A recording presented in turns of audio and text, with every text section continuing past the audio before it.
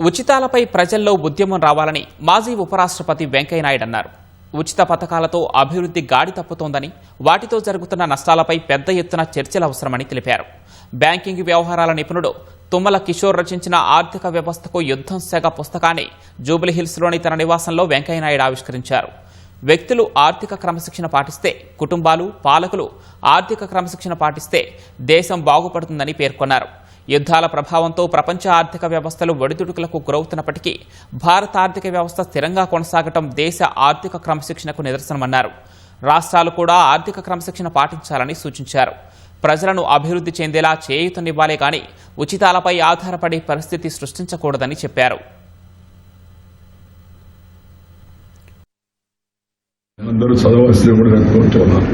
ఈ యుద్ధాలు భౌగోళిక రాజకీయ ఉద్రిక్తతలు కేవలం సరిహద్దులకే పరిమితం కాకుండా సామాన్యుడి బడ్జెట్ నుంచి దేశ జీడీపీ వరకు అన్నింటినీ ప్రభావితం చేస్తాయి. ఈ విషయాన్ని అందరూ గమనించాలి.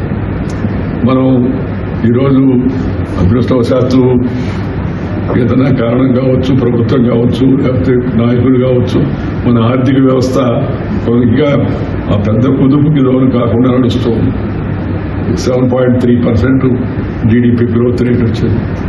తర్వాత ఇంకా ఇప్పుడు వివరించిందని చెప్పారు.